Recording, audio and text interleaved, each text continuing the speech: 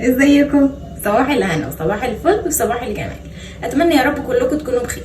النهارده هنعمل صينيه بطاطس بالفراخ ورز ابيض. يلا بينا. عندنا الفراخ اهي، انا غسلاها كويس ونقعاها في ليمون وفي دقيق.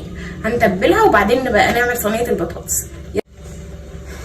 عندنا الفراخ اهي، انا غسلاها كويس ونقعاها في ليمون وفي دقيق. هنتبلها وبعدين نبقى نعمل صينيه البطاطس. التتبيله بتاعتي بتبقى عباره عن بصلايه صغيره وطماطمايه صغيره وفلفل. في اللي عايز يحط عادي يحط عادي، اللي عايز يحط سبايسي يحط سبايسي. تمام. احنا هنضربها دلوقتي في الكبه وبعدين هنحط البهارات ونحطها على الفراخ كله على بعضه. الكبه بتاعتي اهي، وبعدين هحط البصل والطماطم والفلفل يتضربوا كلهم مع بعض. ايوه كده.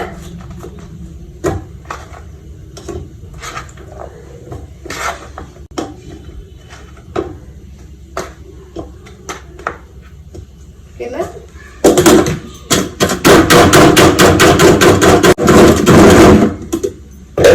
بصوا، انا مش عايزاها تكون مضروبه قوي، انا عايزاها تكون محببه بالمنظر ده كده. هنزل بيها على الفراخ على طول. بعدين هنزل بالبهارات بتاعتي. البهارات بتاعتي بتكون عباره عن ايه؟ معلقه صغيره توم بودره، معلقه صغيره بصل بودره، نص معلقه صغيره كاري، ورشه فلفل اسود، ورشه 7 بهارات، ومعلقه صغيره بابريكا. هنزل بيها برضو على الفراخ. طبعا الملح على حسب الرغبه، انا هحط ملح بس مش هحط ملح كتير. هلبس بقى الجلافز عشان نقلب كل ده مع بعضه.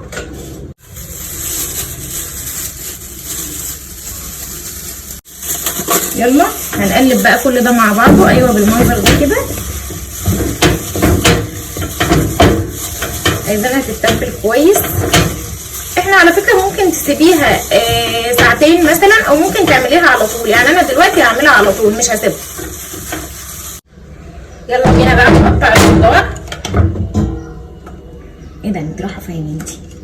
الخضار بتاعي عباره عن بصلتين، وعباره عن بطاطستين، وفلفلايه صغيره، وقرن حامي. عايزين تحطوا الحامي براحتكم، مش عايزين براحتكم برضو، بس احنا بنحب الحامي. هنقطع الخضار مع بعض. فين السكينه؟ فين؟ اهي. بصوا انا بقطع البصل جوانح مش بقطعه صغير، عشان البصل لما بيتقطع جوانح بيبقى طعمه حلو قوي.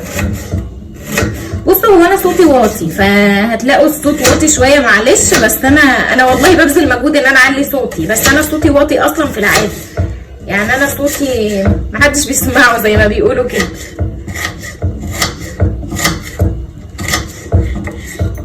ايوه بقطعه بقى بالمنظر ده كده. بصوا انا عامله كميه صغيره عشان ما تستغربوش الكميه، بس انا عامله كميه صغيره علشان اللي بياكل فردين بس، فهو يا دوب يعني عشان الاكل ما يترميش حرام.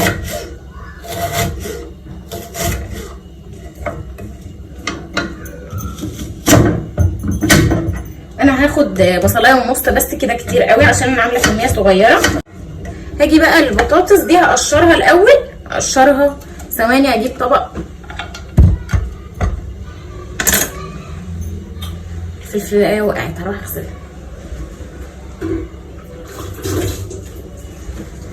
خلاص كده. هقشرها بقى هنا علشان القشر ما يتحطش مع البصل. طبعا هي دمعت من البصل.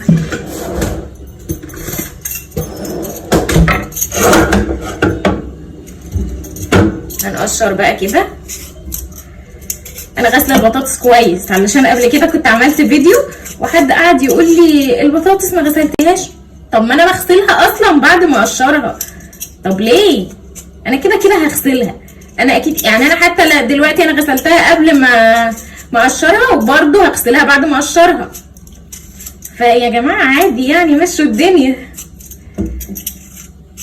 الاولى عشان نحط فيها البصل والبطاطس والفلفل وندعكهم مع بعض كويس قوي بملح وفلفل اسود، وبعدين نحط عليهم شويه كمون وشويه توم.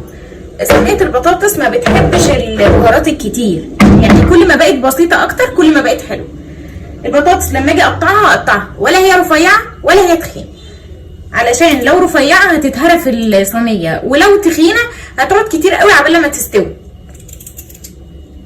بصوا السمك بتاعها بالمنظر ده كده.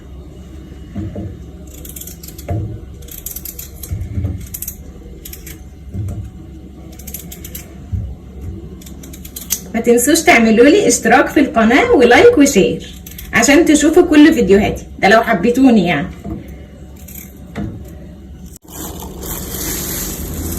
بصوا انا حطيت كله مع بعضه، البصل والبطاطس والفلفل كنت نسيت اقطعه فقطعته، وبعدين هدعكم كلهم مع بعض. هحط الاول فلفل اسود وملح، فلفل اسود اهو، انا شخص بيحب الفلفل الاسود، ملح، وبعدين هندعكهم مع بعض الاول. بعدين هنضيف الثوم، انا عندي الثوم بخزنه، يعني الثوم بقشره وهرسه في الكبه وبعدين بعينه في الفريزر عندي، بس طبعا فاضل عندي اخر حته فانا عايزينها جدا. هحط بقى دي يعني معلقه صغيره تقريبا، وبعدين هحط رشه كمون. على فكره البطاطس بتحب الكمون والثوم قوي. هحط رشه كمون، وبعدين هنعمل عصير طماطم. وانا هحط صلصه، انا هحط صلصه علشان الصلصه بتخلي لونها احمر قوي فبتخلي شكلها جميل. فانتوا مش عايزين تحطوا صلصه او بتخافوا منها او كده، فده يرجع لكم طبعا يعني. بصوا بالمنظر ده كده، ايوه كده.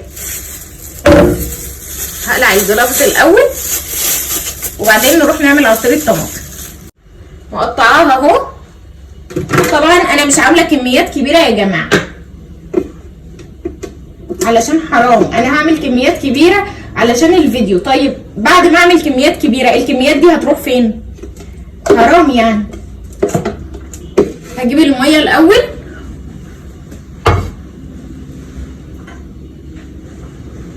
يلا الميه اهي.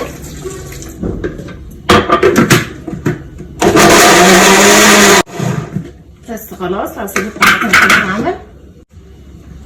هنزل بعصير الطماطم على الخضار بتاعي، يلا بالمنظر ده كده.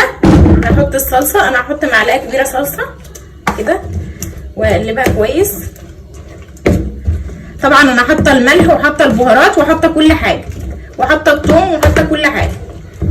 هنزل بيها في الصينيه بقى على طول. الصينيه بتاعتي هنزل بيها بالمنظر ده كده، طبعا مش شايفين اهي. انزل بالفراخ بتاعتي اهي كده، ايوه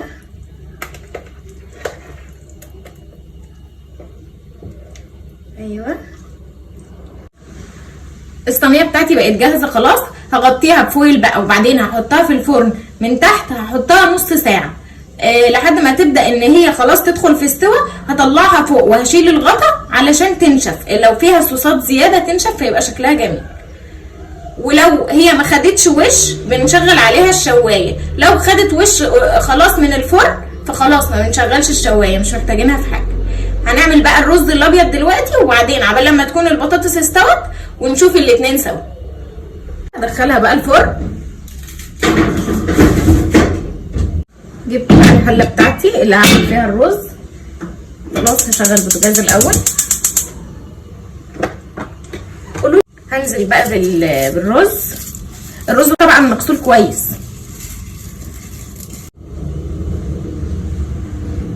انا بحب احمص الرز شويه في الزيت الاول. في ناس ما بتحبش ان هي تحط زيت، وفي ناس برضو بتحط الزيت في الاخر، وفي ناس بتحط الزيت مع الميه. بس انا بحب احمص الرز الاول في الزيت شويه، واول لما يبدا ان هو يتحمص بقوم رايحه ضايفه الميه والملح بس. خلاص الرز بتاعي كده اتغلف بالماده الدهنيه كويس. هحط عليه الميه وبعدين الملح وبعدين بقى اهدي عليه واسيبه يستوي براحته بعد ما يشرب ميته. بالنسبه بقى للبنات الصغيرين اللي لسه ما بيعرفوش يعملوا الرز، عقد الميه علشان تخلي الميه يعني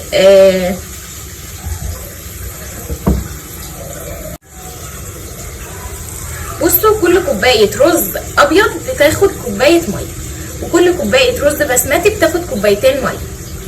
بس برضو برضو الرز الابيض بيختلف على حسب الرز بتاعكم. في رز بياخد ميه كتير وفي رز بياخد ميه قليل، فانت علشان تبقي ضامنه ان هو ياخد ميه، فالبنات الصغيرين اللي لسه ما يعرفوش العقد بتاع الرز بيتعمل ازاي، يحطوا الرز في الميه الاول ويظبطوا الميه ويحطوا صباعهم في الحله توصل لاول عقله كده، وبعدين يحطوا الرز على النار بالميه وبعدين يضيفوا الزيت في الاخر. ده للي ما بيعرفوش ان هم يظبطوا الميه.